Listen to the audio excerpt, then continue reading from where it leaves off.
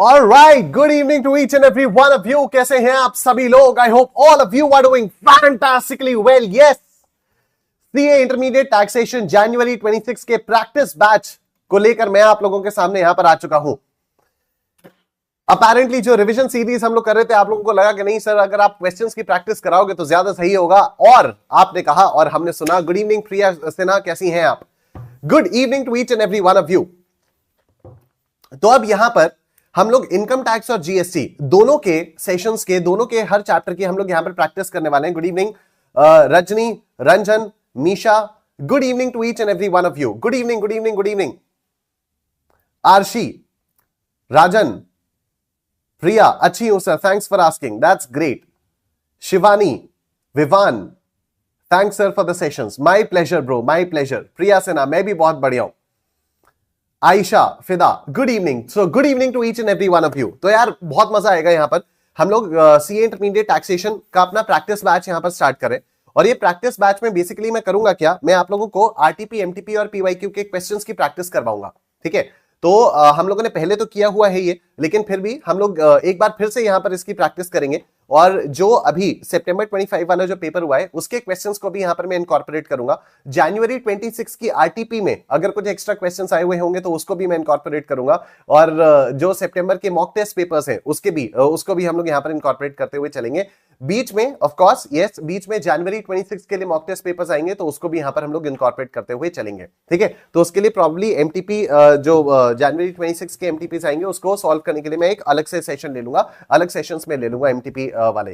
ठीक है, चलो सर, मैं आप लोगों को सेशन स्टार्ट करने से पहले कुछ इंपॉर्टेंट चीजें दिखा देना चाहता हूं. तो इस वीडियो के डिस्क्रिप्शन में जब आप लोग आओगे तो आप लोगों को कुछ अमेजिंग चीजें दिखाई देंगी. ठीक है, जब आप लोग इस वीडियो के डिस्क्रिप्शन में आओगे, यहां पर मोर पर क्लिक करोगे तो यहां पर आपको यूजफुल लिंक्स दिखाई देंगे. यूजफुल लिंक्स में आप लोग को यहां पर notes and other free material दिखाई देगा. व्हाट्सएप कम्युनिटी का लिंक है, यहां पर इनकम टैक्स की बुक है, जीएसटी की बुक है, और May 26 के लिए टैक्सेशन का जो रेगुलर लाइव बैच स्टार्ट हो चुका है उसका भी लिंक आपको यहां पर मिल जाएगा. तो यहां पर जब आप notes and other free material पर आओगे तो देखो यहां पर जब आप लोग इस पर क्लिक करोगे ना तो you will be amazed, you will actually be amazed, क्योंकि यहां पर टैक्सेशन का एक रिवीजन कोर्स मैंने बनाया हुआ है और यहां पर सब कुछ आपको मिल जाएगा. ठीक है, जैसे यहां पर सबसे पहले तो स्ट्रैटेजी सेशन आपको मिलेगा. ठीक है, उसके बाद जनवरी 26 के लिए जो भी हमारे पास अमेंडमेंट्स हैं, वीडियो, नोट्स वगैरह सब कुछ है. फिर आपको हर चैप्टर की revision video, summary notes, question discussion video और आरटीपी, एमटीपी, पीवाईक्यू क्वेश्चंस मिल जाएंगे. ठीक है, हर चैप्टर के. अभी फिलहाल क्या है, ये जो क्वेश्चन डिस्कशन वीडियोस हैं ये पुरानी वाली हैं जो मैंने सितंबर 25 के लिए ली थी. ठीक है, और ये जो आरटीपी, एमटीपी, पीवाईक्यू क्वेश्चंस वाली भी जो पीडीएफ्स हैं वो भी पुरानी वाली हैं. लेकिन जैसे जैसे यहां पर अब हमारे सेशंस होते रहेंगे वैसे वैसे ये क्वेश्चन डिस्कशन वीडियो और आरटीपी, एमटीपी, पीवाईक्यू क्वेश्चंस वाली पीडीएफ्स को मैं अपडेट करता रहूंगा. ठीक है, मतलब ये वाला भी रहेगा और जो नए क्वेश्चंस आएंगे यहां पर, जैसे अभी हम लोग कैपिटल गेन्स का डिस्कशन करने जा रहे हैं. तो कैपिटल गेन्स में सितंबर 25 में जो एग्जाम हुआ था उस एग्जाम में भी एक बहुत ही तगड़ा क्वेश्चन आया था, बहुत ही प्यारा क्वेश्चन आया था. ठीक है, तो उस वाले क्वेश्चन को भी यहां पर हम लोग करेंगे. तो इस तरह से आपको हर चैप्टर के लिए मिल जाएगा. फिर आप इनकम फ्रॉम सैलरीज में आओगे तो यहां पर आपको revision video, summary notes, question discussion video, RTP, MTP, PYQ questions. फिर आप इनकम फ्रॉम हाउस प्रॉपर्टी पर आओगे तो revision video, summary notes, question discussion, फिर आरटीपी, एमटीपी, पीवाईक्यू क्वेश्चंस. फिर आपको सेम यहां पर पीजीबीपी में, सेम आपको कैपिटल गेन्स में भी मिल जाएगा. ठीक है, तो बहुत सारी चीजें यहां पर करके रखी हुई हैं. इनकम टैक्स की भी, जीएसटी की भी, हर चैप्टर का आपको सब कुछ मिलेगा. जैसे यहां पर किसी भी चैप्टर का आप लोग देख लो, यहां पर आपको हर चैप्टर के लिए वही मिलेगा, revision video, summary notes, question discussion video और आरटीपी, एमटीपी, पीवाईक्यू वाले क्वेश्चंस की पीडीएफ. और साथ ही साथ यहां पर आपको एमसीक्यूज भी मिलेंगे. तो आप लोग यहां पर देख सकते हो, जैसे super 100 MCQs of income tax की वीडियो है, फिर इनकम टैक्स की एमसीक्यू बुकलेट है, सुपर 100 एमसीक्यूज ऑफ जीएसटी की वीडियो है, फिर यहां पर जीएसटी की एमसीक्यू बुकलेट है. ठीक है, then we have case based MCQs. So case based MCQs के भी हम लोगों के पास वीडियोस भी हैं, काफी सारी वीडियोस हैं यहां पर, और नोट्स भी हैं. ठीक है, फिर रिवीजन टेस्ट पेपर्स. तो जितने भी रिवीजन टेस्ट पेपर्स आपके जनवरी 26 के लिए रेलेवेंट है, जैसे May 25 का, सितंबर 25 का और जनवरी 26 का, सब कुछ एक ही जगह पर मैंने दिया हुआ है. और पिछले 2 अटेम्प्ट्स के, May 25 के, May 25 के सजेस्टेड आंसर्स और सितंबर 25 के भी सजेस्टेड आंसर्स मैं यहां पर दे चुका हूं.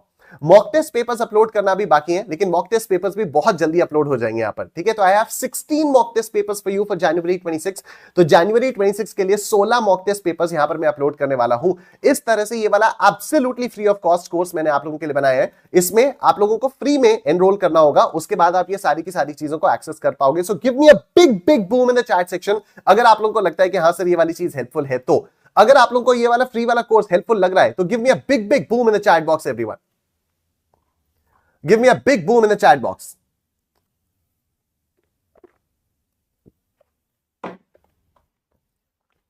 और वीडियो को लाइक कर दो, ठीक है। हाँ जी, इतना सब कुछ कर लिया तो बाकी कुछ करने की जरूरत नहीं है, बस आपको इतना कर लेना है, ठीक है। लेकिन इतना आपको कायदे से करना होगा, ठीक है। चलो सर, तो कैपिटल गेन्स का भी जो पीडीएफ है वो मैं अपलोड कर चुका हूं, इसी वाले फ्री ये वाला जो फ्री कोर्स मैंने आप लोगों के लिए बनाया है, इस कोर्स में मैं अपलोड कर चुका हूं। हम लोग क्विकली यहां पर डिस्कस करेंगे, और सबसे पहला जो क्वेश्चन हम लोग यहां पर डिस्कस करेंगे वो यही वाला होगा, सितंबर 2025 वाला। तो एक बार वीडियो को आप लोग लाइक जरूर कर देना, और कमेंट सेक्शन में चैट बॉक्स में यहां पर बूम टाइप करना, and let's look at this. अब जैसा कि मैं हमेशा करता आ रहा हूं,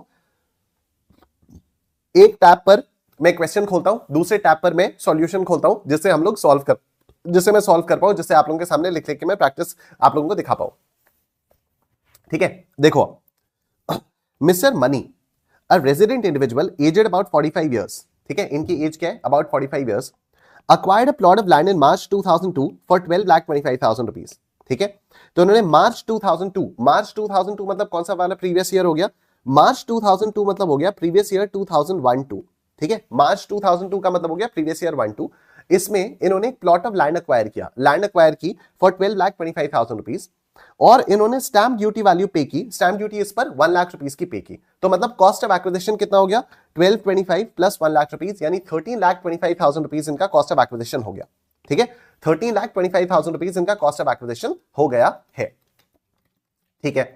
13,25,000 रुपीस इनका कॉस्ट ऑफ एक्विजिशन हो गया। फिर देखो, he sold this land on 10th October 2024 for 80 lakh rupees. इन्होंने प्रॉपर्टी कब बेची, इन्होंने 10th अक्टूबर 2024 को बेची, यानी क्या इन्होंने प्रॉपर्टी 23 जुलाई 2024 के बाद बेची, यस।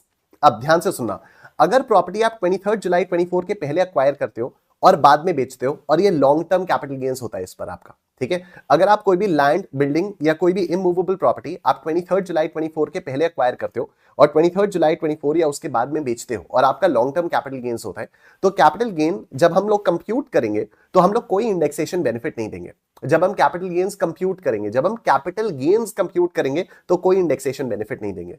लेकिन जब इस पर हम लोग टैक्स निकालेंगे तो फिर दो तरीकों से देखा जाएगा, या तो 12.5% विदाउट इंडेक्सेशन, या फिर 20% विद इंडेक्सेशन, इनमें से जो भी लोअर होगा उस पर हम लोग आगे की टैक्स की कैलकुलेशन करेंगे, ठीक है। अब यहां पर लैंड का एक्विजिशन कब हुआ है, लैंड का एक्विजिशन हुआ 2001-2 में, प्रॉपर्टी बिकी कब, 10 अक्टूबर 2024। तो क्या लॉन्ग टर्म कैपिटल गेन है, हाँ। इमूवेबल प्रॉपर्टी है, हाँ। रेजिडेंट इंडिविजुअल है, हाँ। तो यहां पर जब हम टैक्स कंप्यूट करेंगे तो टैक्स कैलकुलेट करते हुए 12.5% विदाउट इंडेक्सेशन या फिर 20% विद इंडेक्सेशन करेंगे। लेकिन कैपिटल गेन्स कंप्यूट करते समय हम ये नहीं करेंगे। कैपिटल गेन्स कंप्यूट करते समय हम लोग सीधा ये जो 13,25,000 रुपीस की हम लोगों की कॉस्ट ऑफ एक्विजिशन है, हम लोग सिर्फ इसको माइनस करेंगे, ठीक है। अब देखो, the stamp duty valuation assessed by sub registrar was 83,50,000 rupees, और इसने बेचा कितने में था, 80 लाख रुपीस में बेचा था, ठीक है। तो 80 लाख रुपीस का 110% कितना होगा, 88 लाख रुपीस होगा। स्टैम्प ड्यूटी वैल्यू कितनी है, 83,50,000 रुपीस है। तो फुल वैल्यू ऑफ कंसिडरेशन क्या होगी, 80 लाख रुपीस, 80 लाख रुपीस है, 83,50,000 रुपीस। तो full value of consideration will B this, because the stamp duty value does not exceed 110% of the consideration, ठीक है। Advise Money about which option of computation of capital gains is most suitable for him as far as his tax liability is concerned, ठीक है।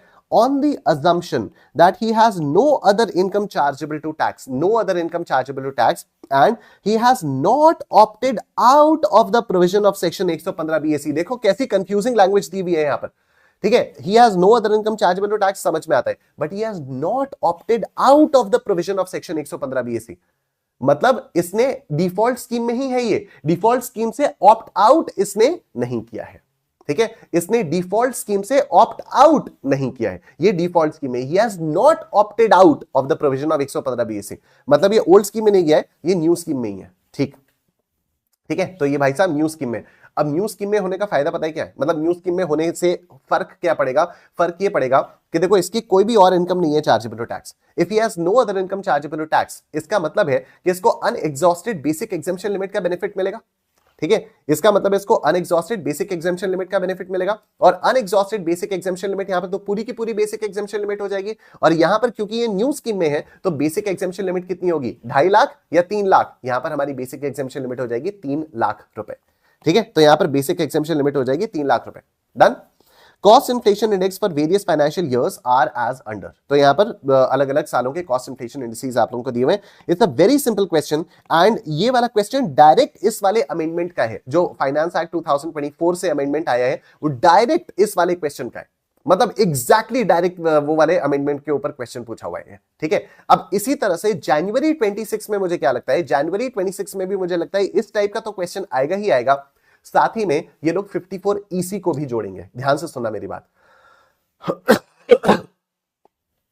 जनवरी 26 में जो capital gains वाला question आएगा उसमें ये लोग डेफिनेटली 54 ईसी को भी जोड़ने वाले हैं, क्योंकि 54 ईसी में होता क्या है कि अगर आपका कोई इमूवेबल प्रॉपर्टी बेचने के बाद आपको कोई लॉन्ग टर्म कैपिटल गेन्स होता है और उस गेन्स को आप इन्वेस्ट कर देते हो इन बॉन्ड्स, एनएचएआई,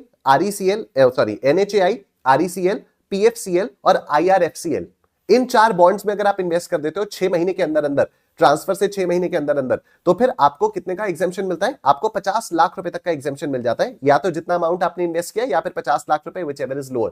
और इन 4 बॉन्ड्स की जगह पर अब एक और बॉन्ड जुड़ गया है एंड दैट इज द हुडको वाला बॉन्ड। ठीक है, तो अब जो जनवरी 26 में क्वेश्चन आएगा उसमें डेफिनेटली 54 ईसी का हुडको वाली चीज आने वाली है, तो इस चीज को अपने दिमाग में रखते हुए चलना। ठीक है, आओ तो सबसे पहले तो इसका कैपिटल गेन्स हम लोग निकालते हैं। तो एक्चुअल कंसिडरेशन इसकी कितनी है? एक्चुअल कंसिडरेशन इसकी 80 लाख रुपीस है। ठीक है, इसकी जो एक्चुअल सेल कंसिडरेशन है वो 80 लाख रुपीस है। ठीक है, स्टैंप ड्यूटी वैल्यू कितनी है? 83,50,000 रुपीस है। 83,50,000 रुपीस है। लेकिन फिर यहां पर हम लोग लिखेंगे कि since the stamp duty value does not exceed 110% of the actual sale consideration shall be taken to be the full value of consideration as per section 50C। तो 80 लाख रुपीस ही आपकी फुल वैल्यू ऑफ कंसिडरेशन आ जाएगी। अब cost of acquisition हम लोग minus करेंगे। Cost of, ध्यान से सुनना प्लीज, इस चीज को ध्यान से सुनना, मुझे पता है इसमें आप लोग बहुत सारे लोग गलती करोगे। There are 2 separate things. Computation of capital gains, give me a श in the chat box everyone, give me a श in the chat box everyone. There are 2 separate things. One is computation of capital gains, जिसमें हम capital gain कितना आया ये calculate कर रहे हैं, and the second thing is calculation of tax on that capital gains. Capital gain तो आ गया, अब इस पर टैक्स निकालो। ठीक है, तो जब हम कैपिटल गेन्स का कंप्यूटेशन कर रहे हैं, जब हम ये डिटरमिन कर रहे हैं कि कैपिटल गेन्स कितना आया, तो हम इंडेक्सेशन का बेनिफिट नहीं देंगे, चाहे कुछ भी हो जाए, चाहे कुछ भी हो जाए। लॉन्ग टर्म प्रॉपर्टी है, हम इंडेक्सेशन का बेनिफिट नहीं देंगे। हां, अगर ये मान लो 10 जुलाई 2024 होता तो हम देते इंडेक्सेशन का बेनिफिट। क्यों? क्योंकि 23 जुलाई 24 से पहले प्रॉपर्टी बिकी है। ठीक है, तो हम लोग इंडेक्सेशन का बेनिफिट नहीं देंगे। लेकिन हां, जब हम टैक्स कंप्यूट करेंगे तो हम इंडेक्सेशन बेनिफिट, विदाउट इंडेक्सेशन, दोनों तरीके से कैलकुलेट करके देखेंगे। ठीक है, तो अभी कॉस्ट ऑफ एक्विजिशन कितनी आई? 12,25,000 प्लस 1 लाख रुपए, 13,25,000 रुपए की हमारी कॉस्ट ऑफ एक्विजिशन आई। ठीक है, 13,25,000 रुपए की हमारी कॉस्ट ऑफ एक्विजिशन आई। तो 80 लाख में से 13,25,000 रुपीज में माइनस करूंगा। 80 लाख रुपीज में से 13,25,000 में माइनस करूंगा, ये आएगा 66,75,000 रुपीज। ठीक है, ये कितना आ जाएगा? ये आ जाएगा 66,75,000 रुपीज। डन। अब हमारे पास कैपिटल गेन्स तो आ गए। अब हम लोग देखेंगे कि इस पर सेक्शन 112 के हिसाब से टैक्स किस तरह से निकलेगा। और अब आप लोग यहां पर लिखोगे कि since the land is acquired before 23 July 24 and is transferred on or after 23 July 24, mister money has an option to pay tax at 12.5% on LTCG computed without indexation benefit, या फिर 20% on LTCG computed with indexation benefit. तो एक बार without indexation benefit देखते हैं। देखो, 66,75,000 rupees आया हमारा without indexation. इस पर 3 लाख रुपीज का अनएग्जॉस्टेड बेसिक एग्जेम्पशन लिमिट का बेनिफिट मिलेगा। तो अब 63,75,000 रुपीज पर 12.5% के रेट से हम लोग इस पर टैक्स निकालेंगे। ठीक है, कितना आया? 6675 माइनस 3 लाख रुपीज, इस पर 12.5% कितना आता है? 796,875। ठीक है, 796,875। तो हम लोगों के पास कैपिटल गेन्स कितना है? कैपिटल गेन्स है 66,75,000। ठीक है, इसमें से 3 lakh rupees basic exemption limit वाला, अनएग्जॉस्टेड बेसिक एग्जेम्पशन लिमिट वाला माइनस किया, और अभी हमारे पास आया 796,875। ठीक है, अभी हमारे पास आया 796,875। तो या तो ये, या फिर अब देखो इंडेक्सेशन बेनिफिट के बाद कैपिटल गेन्स कितना आता है और उस पर 20%। तो देखो, capital gain with indexation, sorry यहां पर ये 20% होना चाहिए। ठीक है, कैपिटल गेन विद इंडेक्सेशन, तो ये 20%। देखो, फुल वैल्यू ऑफ कंसिडरेशन यहां पर कितनी है? तो फुल वैल्यू ऑफ कंसिडरेशन हमारी यहां पर 80 लाख रुपीस ही आएगी। फुल वैल्यू ऑफ कंसिडरेशन यहां हमारी 80 लाख रुपीस ही आएगी, ठीक है। और indexed cost of acquisition, indexed cost of acquisition अब ये हमारा आएगा 1325 into 363 divided by 100। 13,25,000 into 363 divided by 100. This is 48,09,750. ठीक है, फिर 80 लाख रुपीस माइनस दिस, ये आएगा आपका 3190, 3190 250, 3190 250, ठीक है। अब इसमें अनएग्जॉस्टेड बेसिक एग्जेम्पशन लिमिट पूरी 3 लाख रुपए का बेनिफिट आपको मिलेगा और फिर उस पर 20% के रेट से टैक्स लगेगा। तो ये आया आपका 3190 250 माइनस 3 लाख रुपए अनएग्जॉस्टेड बेसिक एग्जेम्पशन लिमिट, इस पर लगा आपका 20% का टैक्स, दिस इज 578,050, ठीक है, ये लगा 578,050। क्या आया ये? 5,78,050 रुपीस, ठीक है। अब देखो, कई लोग ये भी पूछते होंगे या डाउट आता होगा कि सर फिर ऐसा क्यों किया कि कंप्यूटेशन के समय हमने इंडेक्सेशन का बेनिफिट ही नहीं दिया। अननेसेसरीली जब हम 20% वाला कैलकुलेट कर रहे हैं, जब हम ये 20% वाला कैलकुलेट करेंगे तो हमें फिर से कैपिटल गेन्स कैलकुलेट करने पड़ रहे हैं। इससे अच्छा हमसे पहले ही कैलकुलेट करवा लेते, इससे अच्छा हमसे पहले ही कैलकुलेट करवा लेते। ध्यान से सुनना मेरी बात, बहुत ही इंटरेस्टिंग पॉइंट है, बहुत ही अमेजिंग पॉइंट है। गिव मी अ श in the chat section once again. बहुत ही अमेजिंग और बहुत ही इंटरेस्टिंग पॉइंट है। भाई साहब यहां पर आपकी इनकम कितनी आई है? इनकम आई है 66,75,000 रुपीज। यस, इनकम 6675 ही रहेगी, क्योंकि अभी इसकी वजह से इनकम आपकी 50 लाख रुपीस क्रॉस कर गई, सरचार्ज लग जाएगा।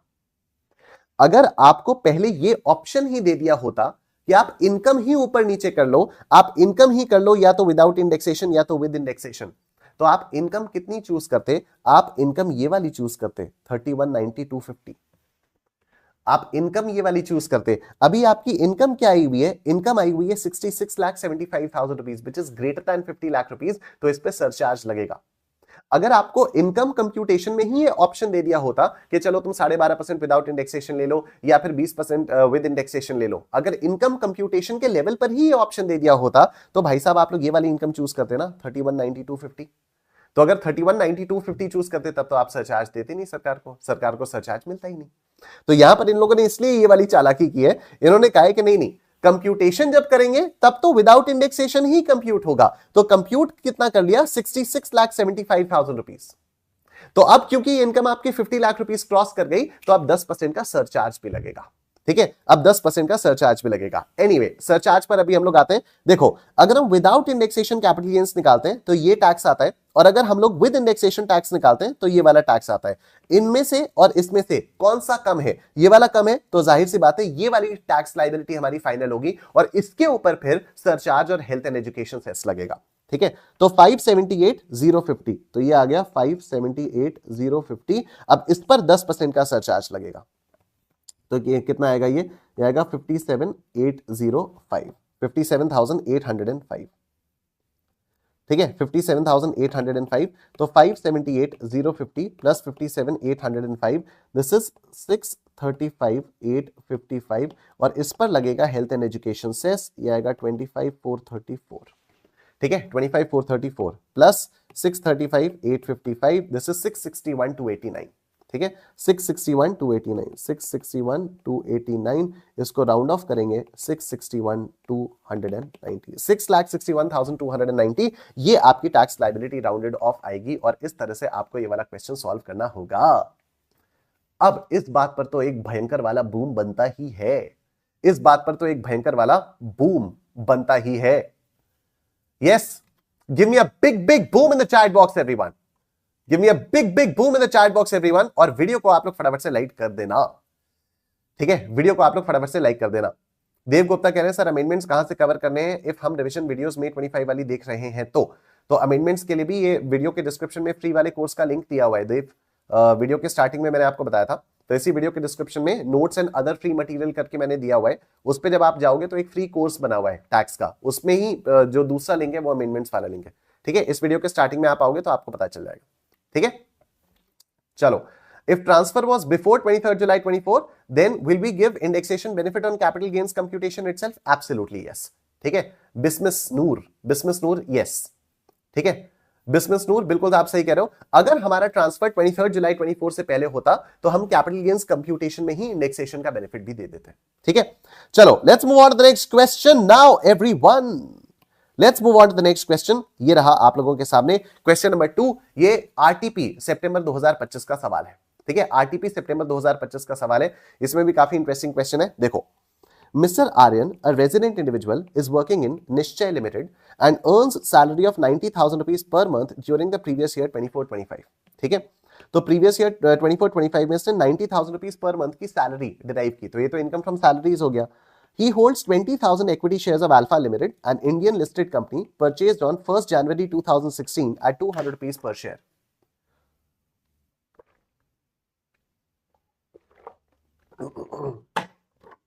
ठीक है, तो क्या हुआ यहां पर? He holds 20,000 equity shares of Alpha Limited.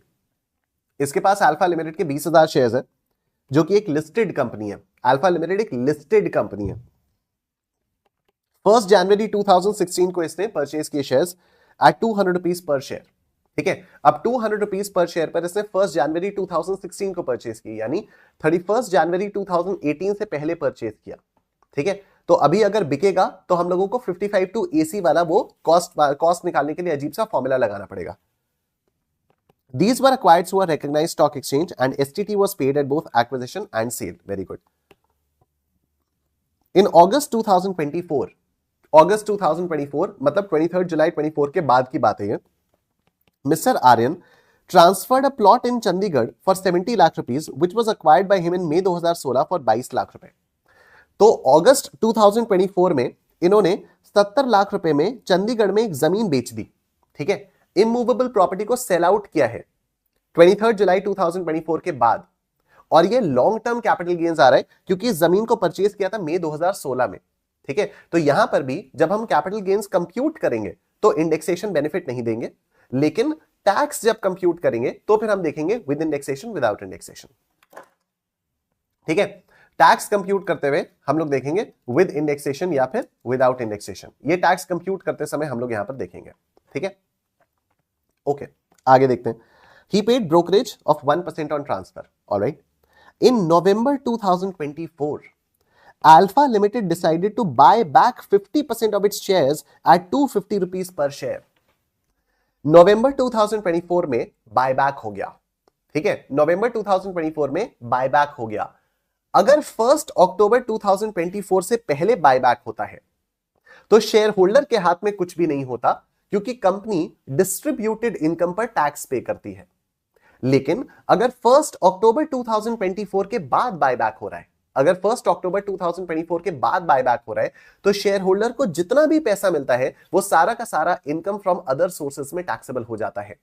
और कैपिटल गेन्स के पॉइंट ऑफ व्यू से जो फुल वैल्यू ऑफ कंसिडरेशन होती है, जैसे कंपनी ने 50% अपने शेयर्स वापस खरीद लिए ना, तो इसके लिए जो फुल वैल्यू ऑफ कंसिडरेशन है उसको 0 मान लिया जाएगा, तो कैपिटल लॉस आएगा। तो यहां पर कैपिटल लॉस आएगा which can be set off and carried forward as per the provisions of set off and carry forward of losses वाला चैप्टर। ठीक है, तो यहां पर अभी 50% शेयर्स का बायबैक हुआ है, तो कैपिटल गेन्स में बायबैक का क्या ट्रीटमेंट होगा कि फुल वैल्यू ऑफ कंसिडरेशन 0 आ जाएगी, कॉस्ट ऑफ एक्विजिशन माइनस करेंगे। ठीक है, और नेट में कैपिटल लॉस आएगा, और इनकम फ्रॉम अदर सोर्सेज में जितना भी पैसा मिला वो टैक्सेबल हो जाएगा as deemed dividend under section 222F। ठीक है, आओ देखो, तो in November 2024, Alpha Limited decided to buy back 50% of its shares at 250 rupees per share. Alpha Limited bought back proportionate shares of Mr. Aryan. तो आर्यन के पास कितने शेयर्स थे? आर्यन के पास हमारे पास कितने 20,000 शेयर्स थे, 10,000 शेयर्स का बायबैक हो गया। ठीक है, आर्यन के 10,000 शेयर्स का बायबैक हो गया। वेरी नाइस, आर्यन के 10,000 शेयर्स का बायबैक हो गया। ठीक है, इन May 2025, Mr. Aryan acquired a residential house property in Kanpur for 40 lakh rupees.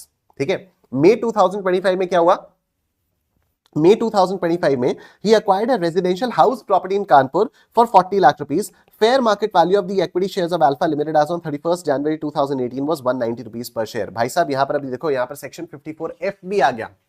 यहां पर सेक्शन 54F कैसे आया? आपने इमूवेबल प्रॉपर्टी बेची, आपने लैंड बेची, ठीक है, आपने प्लॉट बेचा। ध्यान से सुनना, यहां पर सेक्शन 54 नहीं आएगा, 54F आएगा।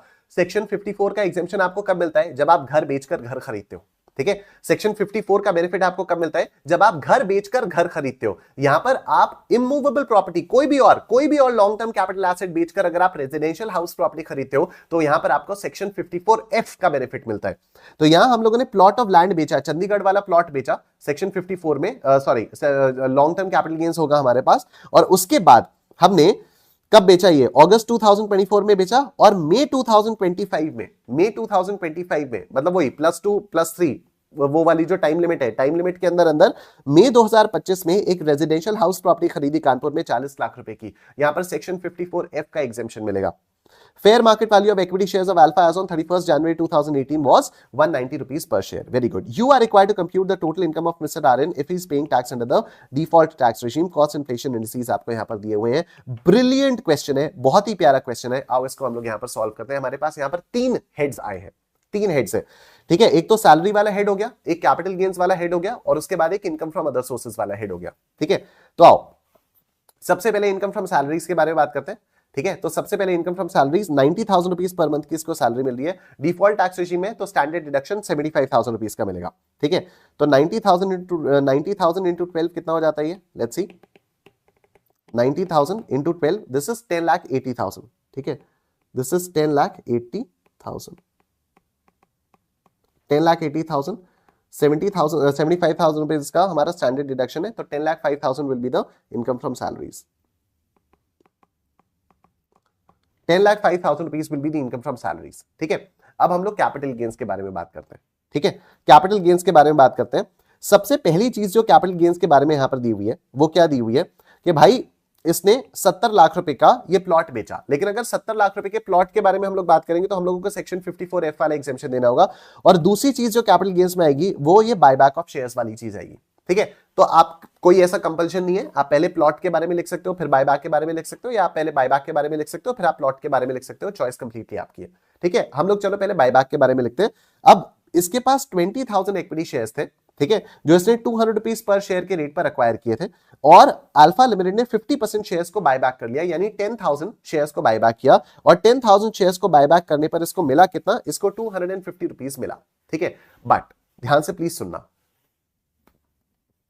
10,000 शेयर्स इसने कंपनी को बेचे और इसको कंपनी से 250 रुपए पर शेयर मिला।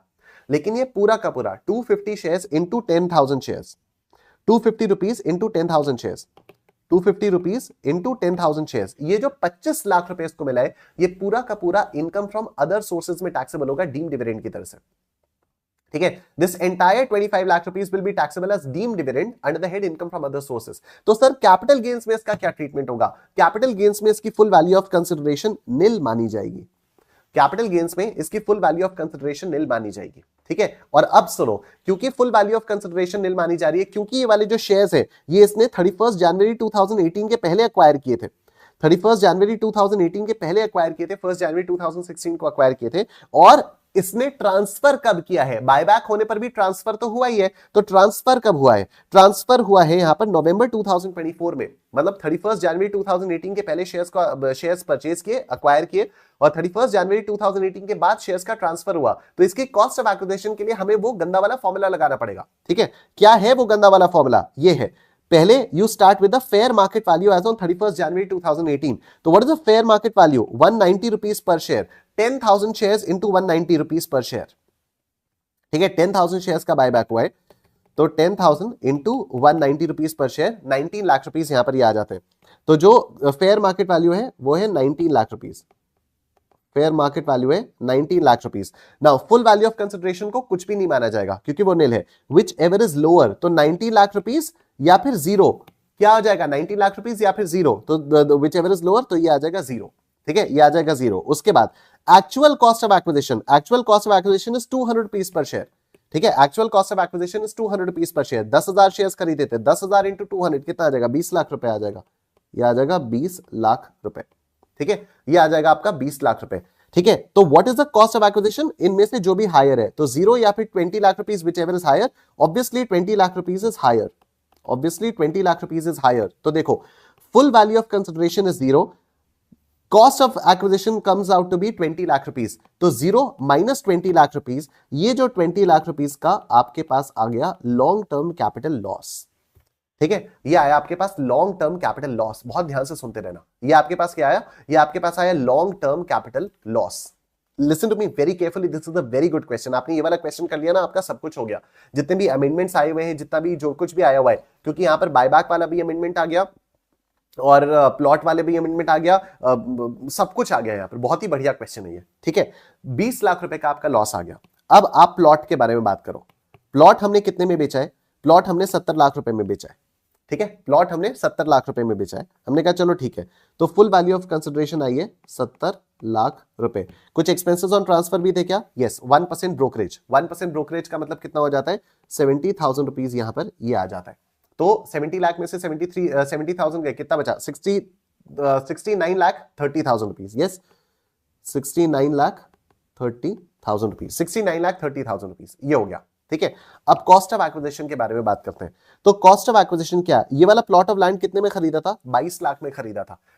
कोई इंडेक्सेशन नहीं, कुछ नहीं। कंप्यूटेशन के समय पर पूरा 22 लाख रुपए यहां से माइनस होगा। ठीक है, कंप्यूटेशन के समय पर पूरा 22 लाख रुपए यहां से माइनस होगा। तो ध्यान से देखना, 69 लाख 30,000 माइनस 22 लाख रुपीज कितना आता है? 47 लाख 30,000 रुपीज। ठीक है, 47 लाख 30,000 रुपीज। और इसने मई 2025 में एक मकान खरीद दिया 40 लाख रुपए का। Now listen to me very very carefully. क्या इसने घर बेचकर घर खरीदा? नहीं, तो सेक्शन 54 नहीं लगेगा। ठीक है, अगर इसने घर बेचकर घर खरीदा होता तो सेक्शन 54 लगता। इसने कोई भी लॉन्ग टर्म कैपिटल एसेट बेचकर फिर घर खरीदा तो सेक्शन 54F का बेनिफिट मिलेगा।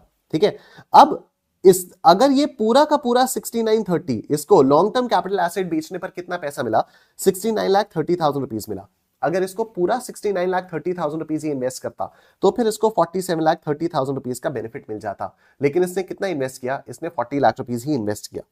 ठीक है, तो देखो, अगर ये पूरा 69 लाख 30,000 रुपीज इन्वेस्ट करता, अगर ये पूरा 69 लाख 30,000 रुपीज इन्वेस्ट करता तो इसको कितने का बेनिफिट मिलता? इसको बेनिफिट मिलता 47 लाख 30,000 का।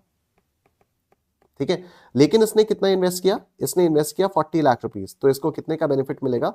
इसको बेनिफिट मिलेगा 40 lakh rupees into 47 lakh 30,000 rupees divided by 69 lakh 30,000 rupees, divided by 69 lakh 30,000 rupees. तो यही वाली चीज यहां पर लिखी है, 40 इंटू 4730 डिवाइडेड बाई 6930। ठीक है, इतने का इसको बेनिफिट मिलेगा। लेट्स सी कितना एग्जामिशन मिलता है इसको। We have 40 lakh rupees divided by 69 lakh 30,000 rupees into 47 lakh 30,000 rupees, कितना? 2730 158। ठीक है, 158.73, तो 159 कर लेते हैं। 2730 159,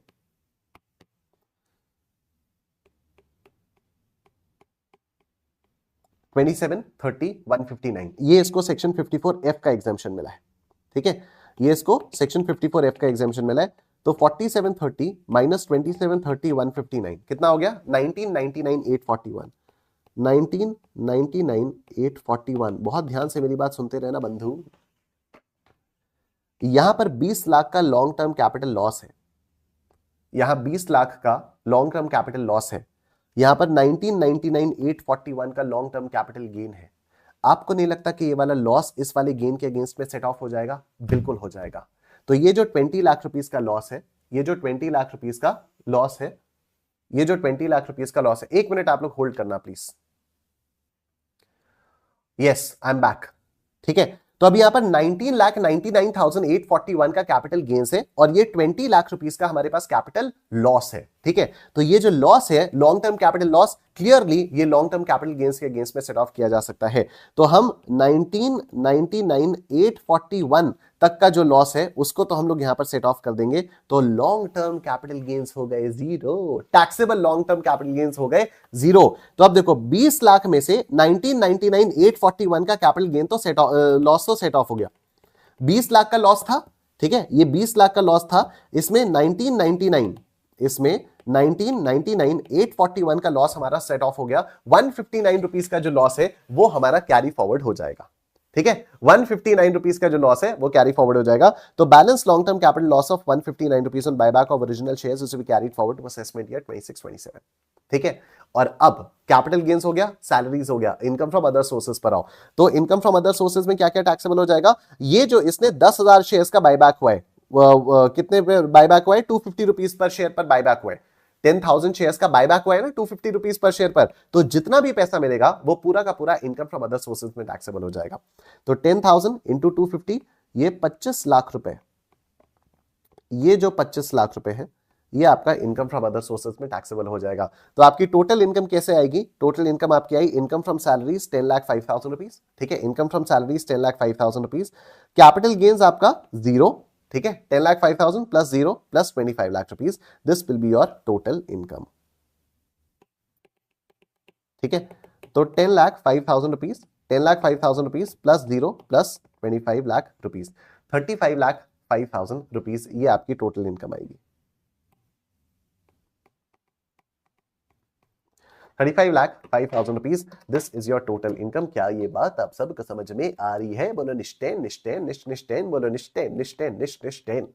बहुत ही तगड़ा क्वेश्चन है ये, बहुत ही शानदार वाला क्वेश्चन है ये। यस,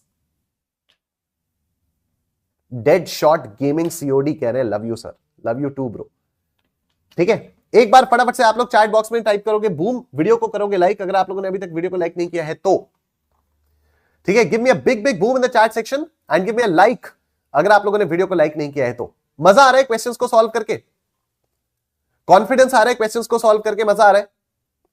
और मैं सच बता रहा हूं, अगर आप लोगों को कहीं पर भी ऐसा लग रहा होगा ना कि अरे यार ये वाली चीज तो नहीं आ रही, भाई बिल्कुल लोड लेने की बात ही नहीं है। ठीक है, लोड लेने की क्यों बात नहीं है? क्योंकि अभी तो टाइम है ना एग्जाम में। और ट्रस्ट मी, यही सारी चीजें हैं जो छोटी छोटी छोटी छोटी चीजें हैं जो हम लोग मिस कर देते हैं क्वेश्चंस को सॉल्व करते हुए, और उसी की तो प्रैक्टिस हम लोग यहां पर कर रहे हैं।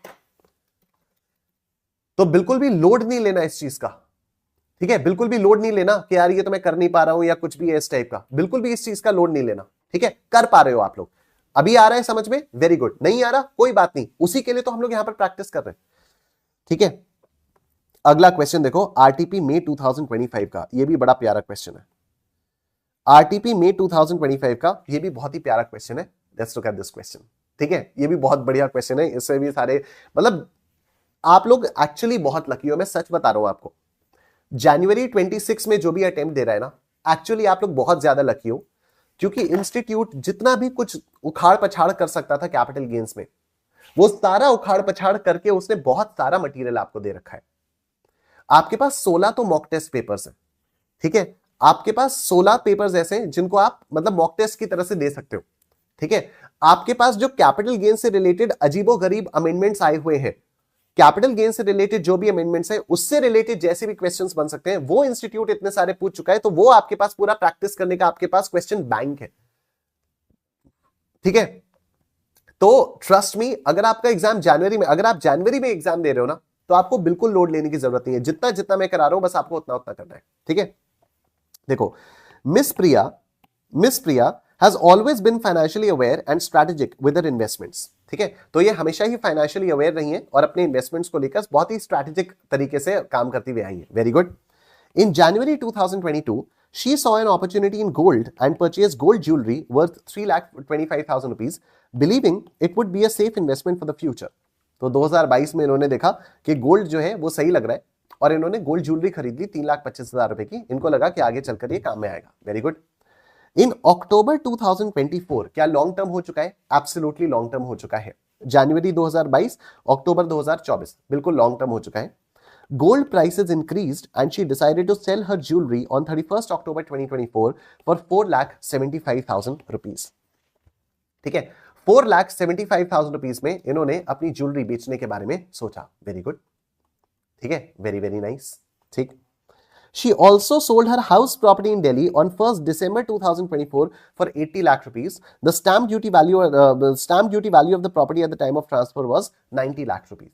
ठीक है, तो अब इन्होंने अपनी गोल्ड की ज्वेलरी बेची। वेरी गुड, एक लॉन्ग टर्म कैपिटल एसेट बेचा, और इन्होंने दिल्ली वाला अपना मकान भी बेचा 80 लाख रुपीस में। Stamp duty value was 90 lakh rupees. तो what will be the value of the full value of consideration? Full value of consideration क्या होगी? Full value of consideration will be 90 lakh rupees. ठीक है, She purchased this property on 15th July 1998 for 8.8 lakh rupees. 15th July 1998, बहुत ही long term capital asset हो गया ये. So the fair market value of the property as on 1st April 2001 was 10.8 lakh rupees and stamp duty value on the said date was 10 lakh rupees. भाई साहब, इससे ज्यादा जितनी भी छोटी छोटी चीजें हैं ना कैपिटल गेन्स वाले चैप्टर में, सब कुछ इस टाइप के क्वेश्चंस में कवर होती हुई आ रही है. ठीक है. She had incurred brokerage and other expenses at 1% on purchase price at that time. Compute the capital gain tax to be paid by Miss Priya for assessment year 25-26, assuming her other income exceeds the basic exemption limit. ठीक है. तो अब यहां पर इनको capital gains का tax कितना पे करना है हम लोगों को वो निकालना है. ठीक है. कैपिटल गेन्स टैक्स कितना पे करना है हम लोगों को वो निकालना है. कैपिटल वो कॉस्ट इन्फ्लेशन इंडिसेस वगैरह आपको सब कुछ दिए हुए हैं. तो यहां पर प्राइमरीली हम लोगों ने दो चीजें बेची. एक तो हम लोगों ने ज्वेलरी बेची, एक तो मिस प्रिया ने अपनी गोल्ड ज्वेलरी बेची, और दूसरा मिस प्रिया ने अपनी हाउस प्रॉपर्टी बेची. ठीक है. तो पहले गोल्ड ज्वेलरी के बारे में बात करते हैं. गोल्ड ज्वेलरी इन्होंने बेची 4,75,000 रुपीज की, और इन्होंने खरीदी थी 3,25,000 रुपीज की. ठीक है. इन्होंने खरीदी थी 3,25,000 रुपीज की. लॉन्ग टर्म है, लेकिन इन्होंने प्रॉपर्टी कब बेची है? इन्होंने प्रॉपर्टी ये लॉन्ग टर्म जो गोल्ड है वो इन्होंने बेचा है 31 अक्टूबर 2024 को. ध्यान से सुनना please. 31 October 2024 is falling after 23 July 24. Computation के समय कोई इंडेक्सेशन का बेनिफिट नहीं मिलेगा. कंप्यूटेशन के समय कोई इंडेक्सेशन का बेनिफिट नहीं मिलेगा. आप मुझे अब एक बात बताओ, अगर इस गोल्ड ज्वेलरी पर टैक्स कैलकुलेट करेंगे, ध्यान से बताना, अगर इस गोल्ड ज्वेलरी पर हम लोग टैक्स कैलकुलेट करेंगे तो क्या हमें टैक्स कैलकुलेट करते समय बेनिफिट मिलेगा 12.5% विदाउट इंडेक्सेशन या 20% विद इंडेक्सेशन? यस और नो? क्या हम लोगों को टैक्स कैलकुलेट करते समय ये वाला बेनिफिट मिलेगा 12.5% विदाउट इंडेक्सेशन या फिर 20% विद इंडेक्सेशन? जल्दी बताओ, क्या हम लोगों को टैक्स बेनिफिट ये टैक्स कैलकुलेट करते समय मिलेगा? रमीत शर्मा कह रहे हैं नो. मसरानी उत्सव कह रहे हैं नो.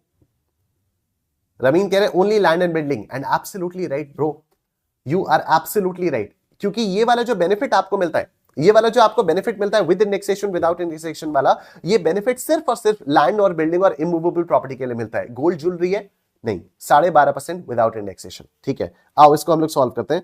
तो what will be the full value of consideration? 4,75,000 rupees. ठीक है. What will be the full value of consideration? 4,75,000 rupees. Cost of acquisition 3,25,000 rupees. ठीक है. कितना हो जाएगा? 1,50,000 rupees. 1,50,000 rupees will be the long term capital gains. ठीक है. 1,50,000 rupees will be the long term capital gains. हम लोग हाउस प्रॉपर्टी के ट्रांसफर की बात करते हैं. 80 lakh rupees is the actual sale consideration. 90 lakh rupees आपका वो है. तो full value of consideration will be 90 lakh rupees. Full value of consideration will be 90 lakh rupees. What will be the cost of acquisition? ध्यान से सुनना. मकान कब खरीदा है? मकान खरीदा है before 1 April 2001.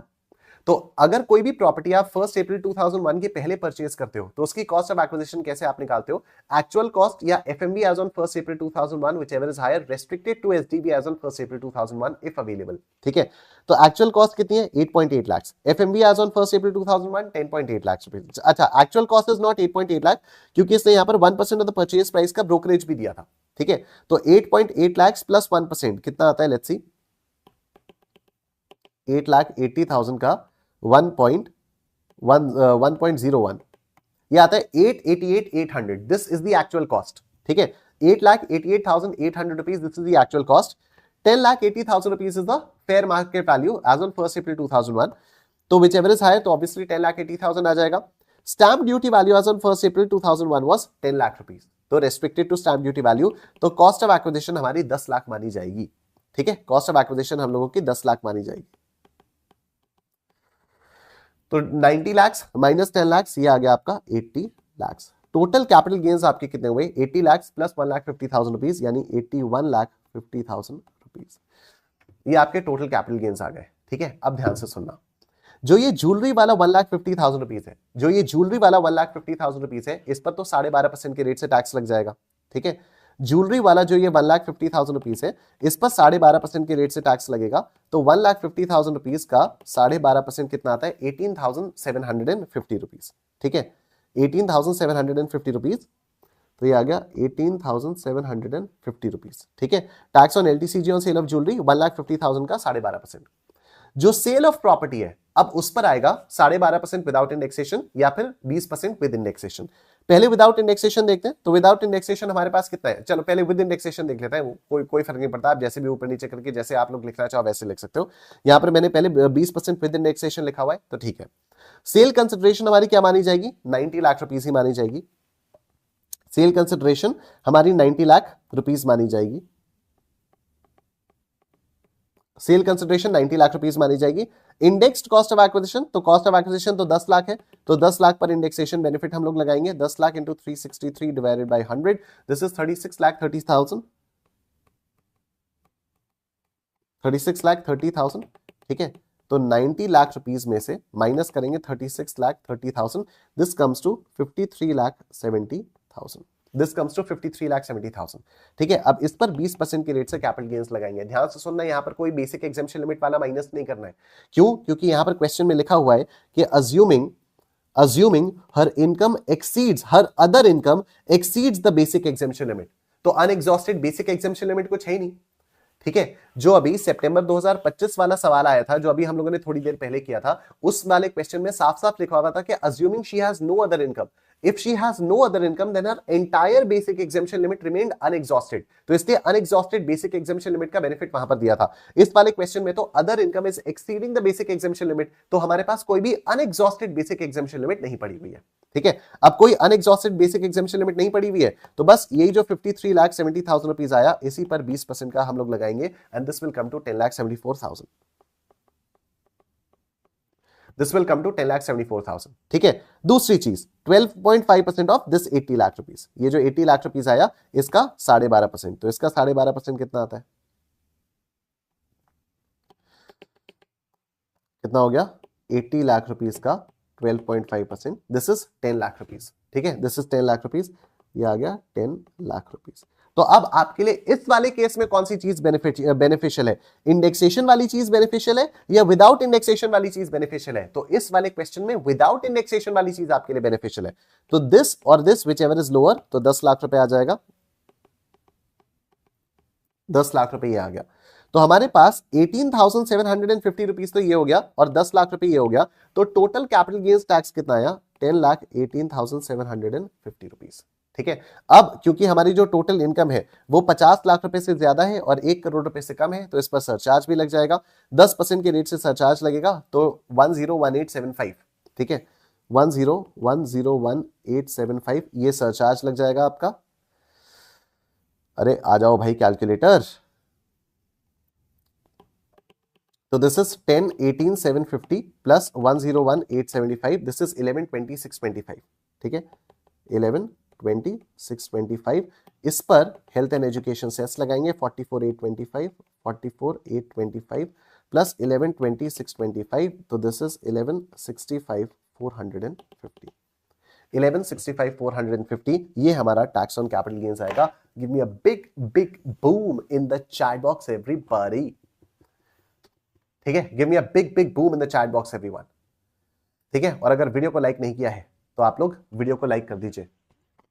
Gold time period is 34 months, it is STCG, नो बेचे, ठीक है, बिल्कुल भी नहीं।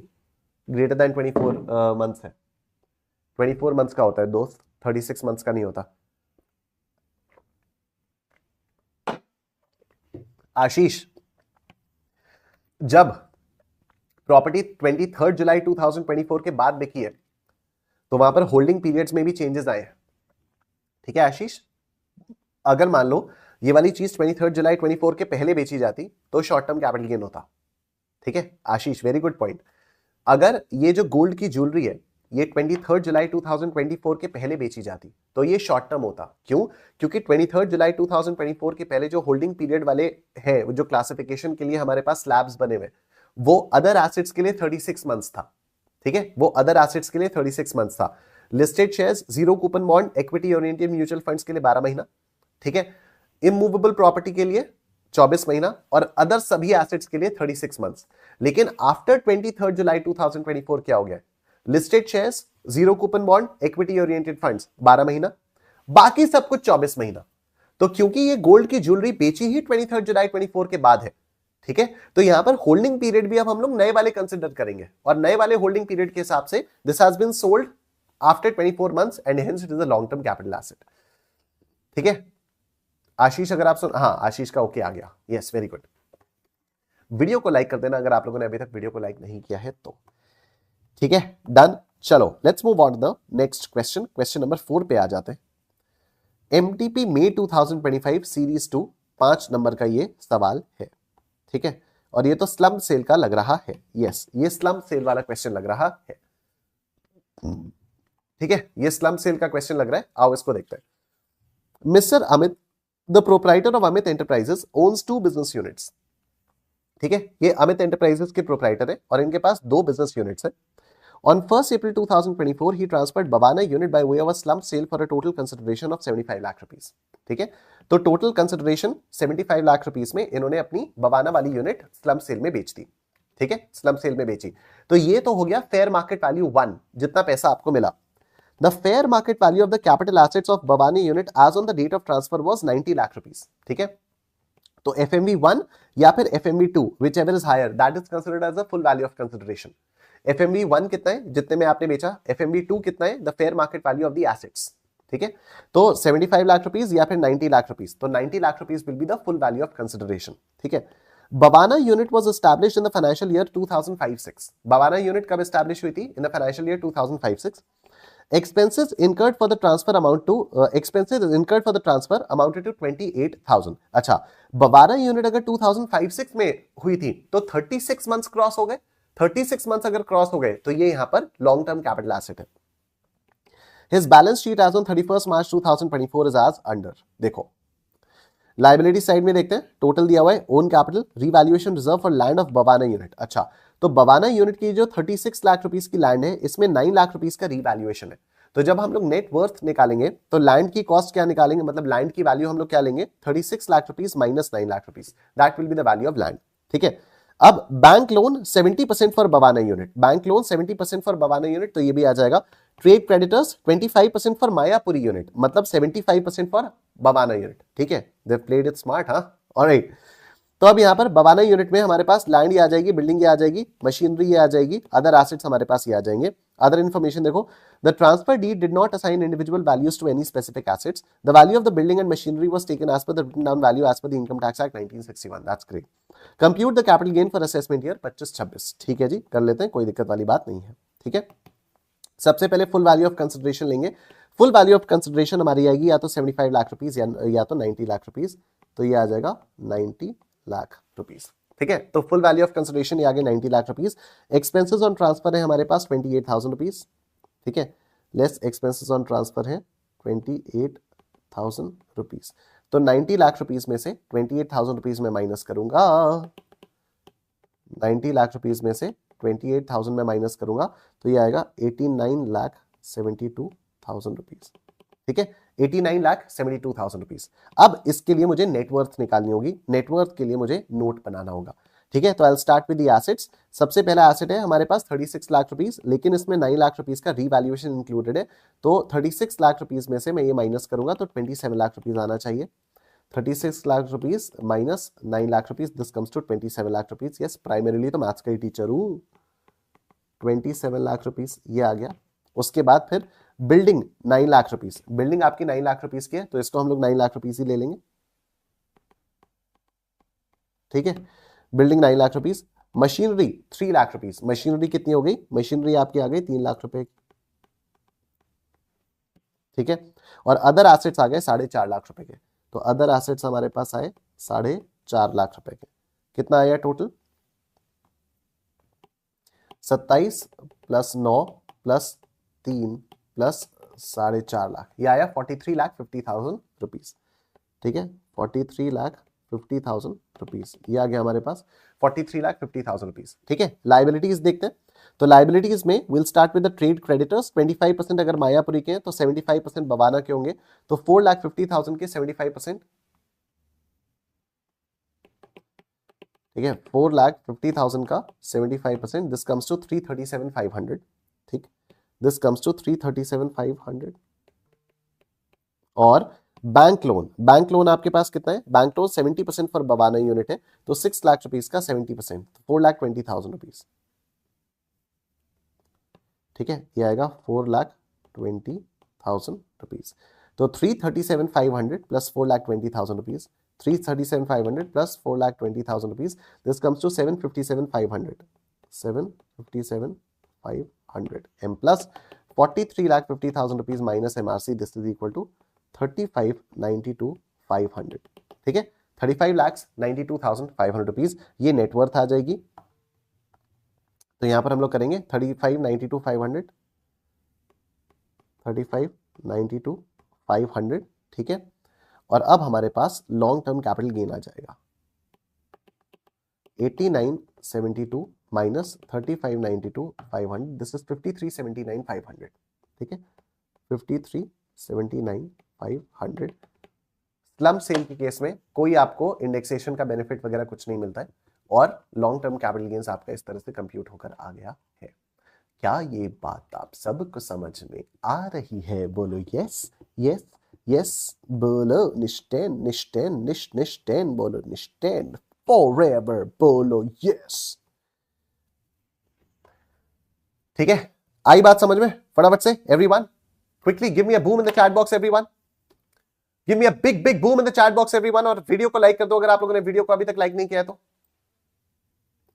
Yes, great, amazing, alright, let's move on to the next question. Question number 5 हम लोग यहां पर देखते हैं। Question number 5, model test papers जो इंस्टीट्यूट ने इशू किए थे वो भी था सितंबर 24 की एमटीपी के सीरीज 1 में 4 नंबर का ये वाला क्वेश्चन था। Let's look at this question. Determine the capital gain या loss on transfer of listed equity shares जिस पर एसटीडी पेड है both at the time of acquisition and transfer of shares, and units of equity oriented mutual funds जिस पे STT paid है at the time of transfer of units for the assessment year 25-26 and tax if any payable thereon in the following cases, assuming that these are the only transactions covered under section 112(8) during the previous year 24-25 in respect of these assessees. Very good. देखो, Mr. Shagun purchased 300 shares in A Limited on 20th May 2017.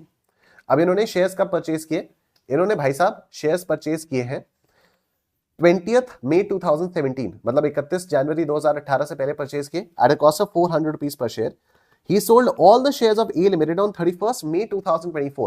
ठीक है, तो इसने shares बेचे कब? After 31st January 2018 for 1200 rupees. The price at which these shares were traded on National Stock Exchange as on 31st January 2018 was as follows. Highest trading price 700 रुपए, average trading price 680 और lowest trading price हमारा 660 का आएगा। ठीक है, तो fair market value क्या मानी जाती है? Fair market value highest trading वाली मानी जाती है।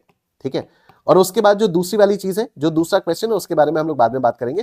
पहले अभी हम लोग ये पहले वाला क्वेश्चन तो कंप्लीट कर लेते हैं। ठीक है, तो what is the full value of consideration? The full value of consideration will B 300 into 1200. ठीक है, the full value of consideration will B 300 into 1200. 300 into 1200, this is 3,60,000 rupees. This is the full value of consideration. ठीक है, 3,60,000 rupees. कोई transfer expenses थे क्या? कोई expenses on transfer? कोई expenses on transfer कुछ नहीं है। तो नेट कंसिडरेशन आई है आपकी 3,60,000 रुपीज। अभी हमें कॉस्ट ऑफ एक्विजिशन निकालना है, तो we start with the fair market value as on 31st January 2018. तो fair market value as on 31st January 2018 will be considered to be 700 rupees. So 300 shares बिके, 300 into 700 ये आता है 2,10,000 रुपीज। ठीक है, this is 2,10,000 rupees, 2,10,000 rupees. What is the full value of consideration?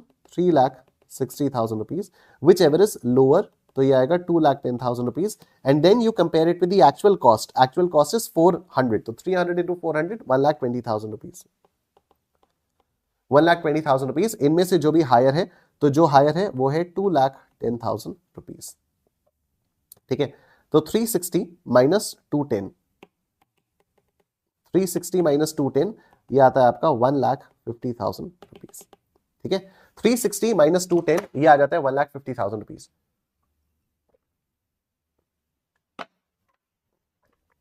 Done. अब इसमें से होगा क्या? 1,25,000 रुपीज का आपको एग्जेम्पशन मिल जाएगा। ठीक है, 1,25,000 रुपीज का आपको एग्जेम्पशन मिल जाएगा, और उसके ऊपर जो भी बचेगा, उसके ऊपर जो भी बचेगा उस पर आपको टैक्स देना होगा। कब बेचा है ये? बेचा कब है ये? 23 जुलाई 24 के पहले बेचा है, बाद में बेचा है? ये 23 जुलाई 24 के पहले बेचा है, तो 10% के रेट से टैक्स लगेगा। ठीक है। सेक्शन 112A क्या कहता है? सेक्शन 112A कहता है कि 1,25,000 रुपीज का आपको एग्जाम्पशन मिल जाएगा और उसके ऊपर जो कुछ भी आएगा उस पर अगर 23 जुलाई 24 के पहले बेचा है तो 10% के रेट से टैक्स, अगर बाद में बेचा है तो 12.5% के रेट से टैक्स। ठीक है, very very simple, very very simple. Next देखो, Mr. Raj purchased 200 units of equity-oriented fund A on 1st February 2017. 1st February 2017, ठीक है, at a cost of 550 rupees per unit. तो यहां पर भी वही बात आ गई कि इन्होंने कब खरीदा? 31 जनवरी 2018 से पहले खरीदा, बाद में बेचेंगे। The units were not listed at the time of purchase. Oh no, the units were not listed at the time of purchase. कोई बात नहीं। Subsequently, units of Fund A were listed on 1st January 2018. चलो 31 January 2018 से पहले ये units list हो गई on the National Stock Exchange.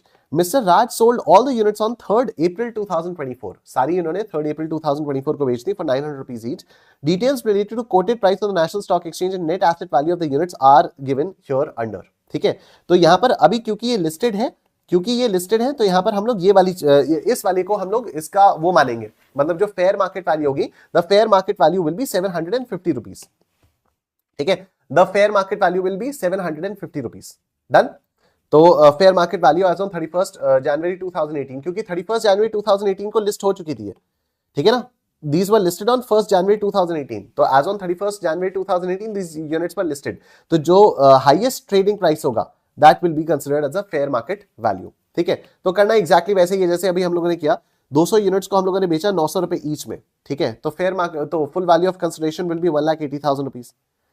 Full value of consideration will B 1,80,000 rupees. Transfer expenses कुछ है नहीं, तो 1,80,000 रुपीज ये आ जाएगा। अब what is the fair market value? तो fair market value will be calculated on 750 rupees.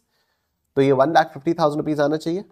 200 into 750, this is 1,50,000 rupees. ठीक है, तो fair market value ये आएगी 1,50,000 rupees. अब what is the full value of consideration? Full value of consideration is 1,80,000 rupees. Whichever is lower, तो whichever is lower में 1,50,000 rupees. Actual cost of acquisition हमारे पास कितनी थी? 550 rupees. ठीक है, actual cost of acquisition was 5,50,000 rupees. तो we have 200 units into 550, this is 1,10,000 rupees. 1,10,000 rupees, whichever is higher, higher आ जाएगा 1,50,000 रुपीज। तो 1,80,000 minus 1,50,000, this is coming out to be 30,000। ठीक है, तो इस इंडिपेंडेंट केस में कोई टैक्सेबिलिटी नहीं आएगी क्योंकि 1,25,000 रुपीज तक तो एग्जेम्पशन होता है। ठीक है, 1,25,000 रुपीज तक आपके जो लॉन्ग टर्म कैपिटल गेन्स आते हैं 112A वाले, वो एग्जेम्प्ट होते हैं। Give me a big big boom in the chat box. Video को आप लोग लाइक कर दो अगर आपने अभी तक वीडियो को लाइक नहीं किया है तो। And let's move on to the next question. Let's move on to the next question. I sincerely hope कि आप लोगों को इसका फायदा फील हो रहा होगा, और अगर फील हो रहा है तो आप लोग प्लीज कमेंट सेक्शन में कमेंट करके जरूर बताना, तो उससे मुझे भी मोटिवेशन मिलेगा। और आप लोग वीडियो को लाइक कर दोगे तो आपके लाइक्स और कमेंट से मुझे मोटिवेशन मिलता है कि हाँ यार आपको फायदा हो रहा है। और ये जो टैक्सेशन का फ्री कोर्स मैंने बनाया है, उस फ्री कोर्स में अपने आप को जरूर एनरोल कर लेना। तो उससे क्या होगा कि उससे आप लोगों को कुछ भी जैसे जो भी अपडेट्स वगैरह होंगे वो सब आप लोग वहां पर अपडेटेड रह सकते हो अपने आप से।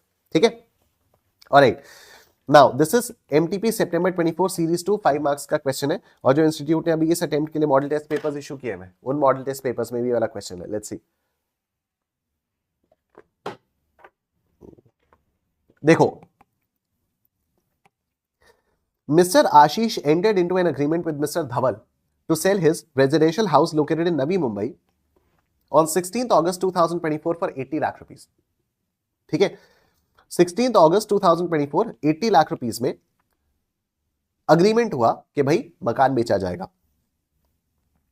The sale proceeds was to be paid in the following manner. ठीक है, 20% through account pay bank draft on the date of agreement, 60% on the date of possession of the property, balance after the completion of registration of the title of the property. ठीक है, तो agreement की date पर 20% का payment हो रहा है account पे बैंक ड्राफ्ट के थ्रू। Very good. तो स्टैम्प ड्यूटी वैल्यू हम लोग कौन सी डेट की कंसिडर करेंगे? डेट ऑफ अग्रीमेंट की। Mister Dhaval was handed over the position of the property on 15th December 2024 and registration process was completed on 14th January 2025। He paid the sale proceeds as per the sale agreement. तो इसने cell proceeds को cell agreement के हिसाब से payment भी कर दिया। ठीक है, the value determined by the stamp duty authority on 16th August 2024 was 90 lakh rupees, whereas on 14th January 2025 it was 91,50,000 rupees. ठीक है, तो अब अग्रीमेंट कब हुआ? 16 अगस्त 2024 को। क्या 20% अकाउंट पे बैंक ड्राफ्ट के थ्रू इसको मिल गया? यस, मिल गया। क्यों? क्योंकि लिखा हुआ है he paid the sale proceeds as per the sale agreement. ठीक है, तो 16 अगस्त 2024 को 20% अकाउंट पे बैंक ड्राफ्ट से मिल गया। तो अब स्टैंप ड्यूटी वैल्यू कौन सी डेट की कंसिडर करेंगे? 16 अगस्त 2024 की स्टैंप ड्यूटी वैल्यू कंसिडर हम लोग करेंगे। ठीक है, 80 लाख रुपीस एक्चुअल कंसिडरेशन है, स्टैंप ड्यूटी वैल्यू है 90 lakh rupees.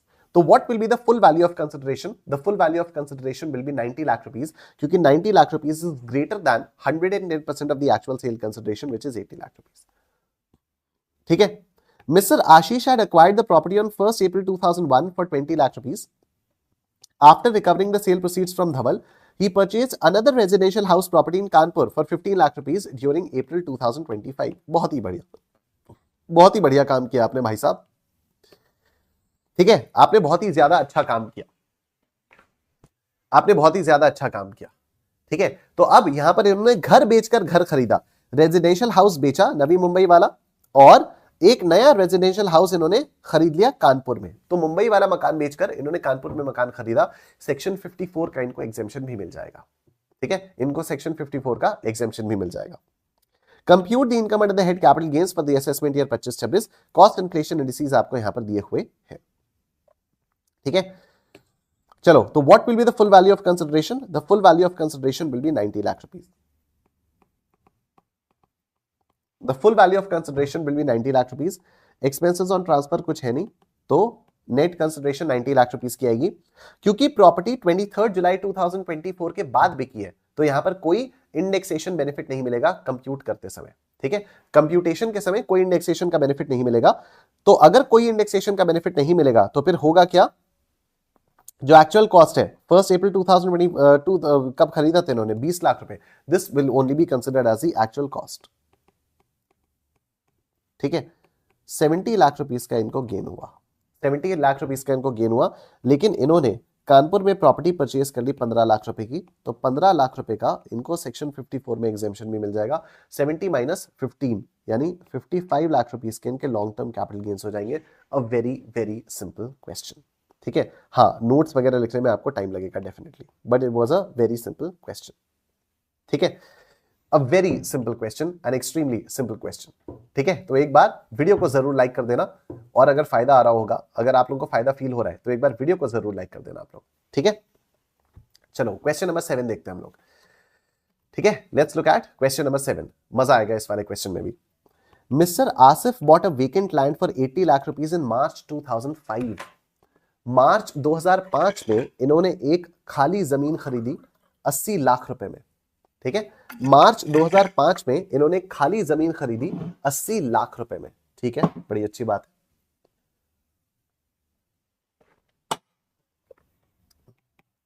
Registration and other expenses were 10% of the cost of land.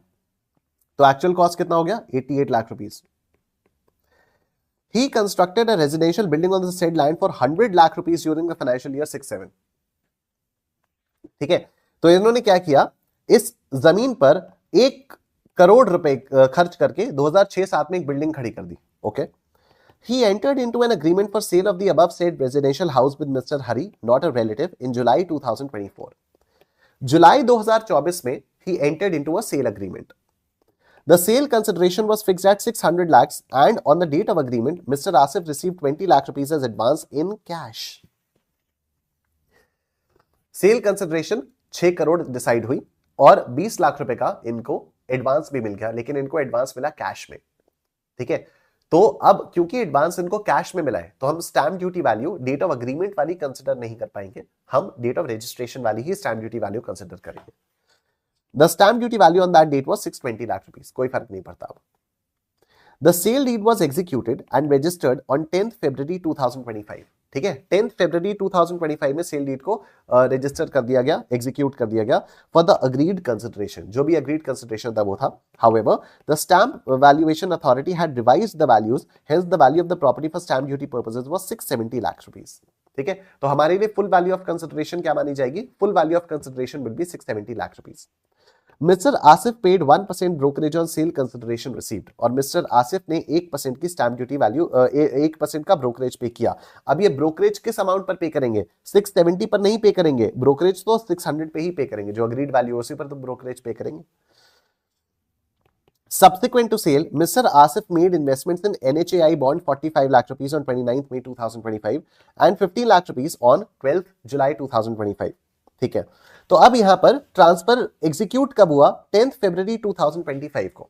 ठीक है, तो अब 10th February 2025 से अगर हम लोग 6 महीने काउंट करें तो मार्च, अप्रैल, मई, जून, जुलाई, अगस्त, मतलब 9th August 2025, 9th August 2025 से पहले अगर ये NHAI, IRFCL, PFCL या RECL या फिर हुडको के बॉन्ड्स में इन्वेस्ट करते हैं तो इनको 50 लाख रुपए तक का एग्जेम्पशन मिल जाएगा।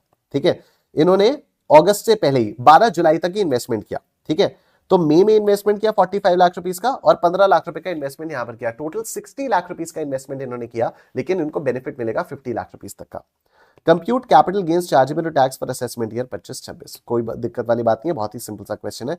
The full value of consideration will be 670 lakh rupees.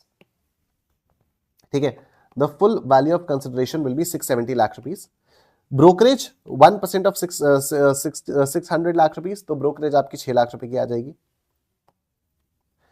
Brokerage आपकी 6 लाख रुपए की आ जाएगी। ट्रांसफर एक्सपेंसेस तो 670 में से 6 जाएगा तो बचेगा हमारे पास 664 लाख रुपीस। ठीक है, 664 लाख रुपीस। अब सेल डीड एग्जीक्यूट कब हुई है? सेल डीड एग्जीक्यूट हुई है आफ्टर 23 जुलाई 2024। सेल डीड एग्जीक्यूट हुई है आफ्टर 23 जुलाई 2024, तो कोई एग्जेम्पशन, कोई आपको इंडेक्सेशन का बेनिफिट नहीं मिलेगा। ठीक है, what was the cost of land? 80 lakh rupees plus 10% of the cost of the land, जो रजिस्ट्रेशन और अदर एक्सपेंसेस के थे। तो लैंड की कॉस्ट क्या थी? 88 लाख रुपीस। ठीक है, 80 लाख रुपीस प्लस 10%, तो 88 lakh rupees for the cost of land, and building की जो कॉस्ट थी वो थी 100 लाख रुपीस, तो 88 प्लस 100, तो cost of acquisition, cost of land is 88। ठीक है, and cost of construction of building 100, कितना आ गया? 188। तो 664 में से 188 में माइनस करूंगा। ठीक है, 664 में से 188 माइनस करूंगा, ये आएगा 476 लाख रुपीस। ठीक है, 476 लाख रुपीस मेरे लॉन्ग टर्म कैपिटल गेन आए, gross long term capital gains आए, और उसके बाद 45 लाख रुपीस यहां पर और 15 लाख रुपीस यहां पर, इन डेट्स पर मैंने इन्वेस्ट किया। 60 लाख रुपीस का मेरा टोटल इन्वेस्टमेंट है, लेकिन मुझे जो इसका एग्जेम्पशन मिलेगा वो 50 लाख रुपीस का ही मिलेगा। ठीक है, जो मुझे एग्जेम्पशन मिलेगा वो 50 लाख रुपीस का ही मिलेगा, तो 426 लाख रुपीस का मेरा लॉन्ग टर्म कैपिटल गेन्स आ जाएगा। 426 लाख रुपीस का मेरा लॉन्ग टर्म कैपिटल गेन्स आ जाएगा। आई होप ये वाली बात आप सबको समझ में आ गई है। बोलो निश्चय निश्चय निश्चय, बोलो निश्चय निश्चय निश्चय। ठीक है, और वीडियो को आप लोग लाइक कर देना अगर आप लोगों को सेशन हेल्पफुल लग रहा है तो। ठीक है, आप लोग वीडियो को लाइक करते हो, कमेंट्स करते हो, तो मेरा मोटिवेशन और होता है, मेरा मोटिवेशन बढ़ता है, और मुझे लगता है कि हाँ यार, जेन्युइनली जो मैं एफर्ट्स डाल रहा हूँ वो आप लोगों के लिए हेल्पफुल है, तो मेरा फिर और ज्यादा एफर्ट्स डालने का मन करता है। ठीक है, चलो नेक्स्ट क्वेश्चन हम लोग यहां पर देखते हैं। ये रहा आप लोगों के सामने अगला क्वेश्चन, मॉडल टेस्ट पेपर में भी है, और मई 2024 में 4 नंबर का क्वेश्चन एग्जाम में आया था। ठीक है, मई 2024 में 4 नंबर का क्वेश्चन एग्जाम में आया हुआ है। तो लेट्स सी, देखो, mister Surender furnishes the following particulars for the previous year ending 31st March 2025. He had a residential house inherited from his father in December 2009, the fair market value of which on 1st April 2001 is 30 lakh rupees. Very good. In the year 2013-14, further construction and improvements costing of 10 lakh rupees. ये भी किया हुआ है इन्होंने. The house was originally purchased by his father on 1st March 2000 for 10 lakh rupees. On 10th May 2024, the house was sold for 85 lakh rupees. Transfer कब हुआ है? Before 23 जुलाई 2024. तो बिफोर 23 जुलाई 2024 अगर ट्रांसफर हुआ है, इंडेक्सेशन बेनिफिट मिलेगा even while computing the capital gains. ठीक है, expenditure in connection with transfer is 50,000 rupees. On 20th December 2024, he purchased a residential house of 12 lakh rupees and he does not own any other house. Compute the taxable capital gain for assessment year 25-26. कुछ ज्यादा ही simple सा question है ये, कुछ ज्यादा ही simple सा question है, alright, so what will be the full value of consideration? What will be the full value of consideration? House was sold for 85 lakh rupees, ठीक है। यहां पर और कुछ भी नहीं दिया हुआ है कि स्टैम्प ड्यूटी वैल्यू क्या थी वगैरह वगैरह, तो full value of consideration will B 85 lakh rupees, ठीक है। Full value of consideration will B 85 lakh rupees. Expenses on transfer is 50,000 rupees, तो 84,50,000 रुपीस ये आया आपका नेट कंसिडरेशन, ठीक है। अब इंडेक्स्ड कॉस्ट ऑफ एक्विजिशन देखते हैं।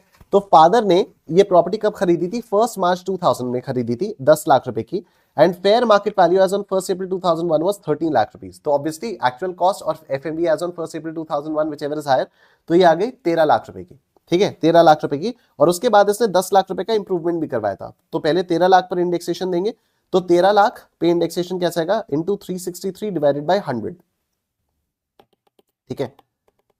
13 lakh into 363 divided by 100, this is 47,19,000। तो ये आ गया 47,19,000, ठीक है। 47,19,000। इंप्रूवमेंट पे 10 लाख रुपए लगाए, और इंप्रूवमेंट कौन से साल में किया? इंप्रूवमेंट इसने किया 13-14 में। तो 13-14 का कॉस्ट इन्फ्लेशन इंडेक्स कितना है? 13-14 का है 220। तो 10 lakh into 363 divided by 220, 10 lakh into 363 divided by 220, this is 16,50,000 rupees. This is 16,50,000 rupees. तो 4719 प्लस 1650, 4719 प्लस 1650 कितना आ रहा है? 63, 69, 63, 69, 8450 माइनस दिस 20,81,000, ठीक है। और इसने कोई नया मकान भी खरीदा था 20 दिसंबर को, इसने एक नया मकान खरीद लिया 12 लाख रुपए का, and he does not own any other house. तो सेक्शन 54 का इसको एग्जेम्पशन भी मिल जाएगा, 12 लाख रुपए यहां से आपका माइनस हो जाएगा, ठीक है। तो 20,81,000 rupees, 20,81,000 rupees minus 12 lakh, 8,81,000 rupees, 8,81,000, ठीक है। 8,81,000 रुपए ये आपका लॉन्ग टर्म कैपिटल गेन आ गया है। आई एम श्योर सबको समझ में आ रहा है। बोलो निश्चैन, निश्चैन, निश्चैन, बोलो निश्चैन, निश्चैन, निश्चैन, ठीक है। I think that's it for today, ठीक है। हम लोगों ने 8 क्वेश्चंस कर लिए, और बाकी हमारे पास अभी कुछ 2-4 क्वेश्चंस और है। टोटल 13 क्वेश्चंस है। ये 13 क्वेश्चंस भी अगर आप लोगों ने कर लिए तो पूरा का पूरा कैपिटल गेन्स आप लोगों का बहुत अच्छे से कवर हो जाएगा। और जितने भी जो लेटेस्ट अमेंडमेंट्स आए हुए हैं और अमेंडमेंट से रिलेटेड जो भी क्वेश्चंस है वो हम लोगों ने डिस्कस कर लिए, and we have done 8 questions. अब बचे हुए क्वेश्चंस को आप लोग अपने आप से प्रैक्टिस कर सकते हो। मैं एक बार आप लोगों को फिर दिखा देता हूं। इस वीडियो के डिस्क्रिप्शन में जब आप लोग यहां पर मोर पर आओगे तो यहां पर आपको यूजफुल लिंक्स दिखाई देगा, ठीक है। जब आप यूजफुल लिंक्स पे यहां पर पहले लिंक पर क्लिक करोगे, notes and other free material पर, जब आप लोग इस पर क्लिक करोगे तो आपके सामने ये वाला फ्री कोर्स खुल जाएगा, ठीक है। इस कोर्स में आप लोग रेटिंग भी दे देना तो और अच्छा लगेगा, और यहां पर आपको हर चीज मिल जाएगी, ठीक है। जनवरी 26 के लिए स्ट्रैटेजी सेशन, जनवरी 26 के लिए अमेंडमेंट सेशन, उसके बाद हर चैप्टर के लिए आपको रिवीजन वीडियो, समरी नोट्स, ठीक है, question discussion video, selected RTP, MTP, PYQs, और ये सारी चीजें मिल जाएंगी। कैपिटल गेन्स में जो भी हम लोग अभी कर रहे हैं वो आपको यहाँ पर क्वेश्चन डिस्कशन वीडियो में मिल जाएगा, और ये जो पीडीएफ है वो आपको यहाँ पर selected RTP, MTP, PYQ questions वाले इसमें मिल जाएगी, ठीक है। तो बहुत सारी चीजें हैं यहाँ पर। और नीचे आप लोग आओगे तो यहाँ पर आपको जीएसटी के भी सारे चैप्टर्स का सब कुछ मिल जाएगा। फिर यहाँ पर आपको एमसीक्यूज भी मिल जाएंगे, केस बेस्ड एमसीक्यूज भी मिल जाएंगे। यहाँ पर रिवीजन टेस्ट पेपर्स भी हैं, मॉक टेस्ट पेपर्स में अभी अपलोड कर दूंगा, suggested answers of past attempt papers, ये सारी चीजें भी यहाँ पर है। तो all this is very well organised और बहुत ही बढ़िया कोर्स आप लोगों के लिए यहाँ पर बना के रखा हुआ है। बस आप लोग इसको जितना ज्यादा से ज्यादा इसको शेयर कर सकते हो उतना शेयर करो, जितना फायदा उठा सकते हो उतना फायदा उठाओ। एंड यस, रिव्यूज छोड़ देना तो फिर मुझे भी अच्छा लगेगा अगेन, ठीक है। यहाँ पर भी आप लोग रेटिंग्स दो, रिव्यूज दो, और यहाँ पर वीडियो पे भी डिस्क्रिप्शन में मतलब यूट्यूब पे भी आप लोग कमेंट्स करो, लाइक करो तो अच्छा लगेगा, ठीक है। Thank you so much everyone, take care. हम लोग मिलेंगे अब परसों, ठीक है। अब हम लोग परसों मिलेंगे, और परसों हम लोग पीजीबीपी के इसी टाइप के क्वेश्चंस का डिस्कशन करेंगे, ठीक है। पीजीबीपी का डिस्कशन हम लोग परसों करेंगे। तब तक के लिए thank you so much everyone, take care, अपना ध्यान रखो।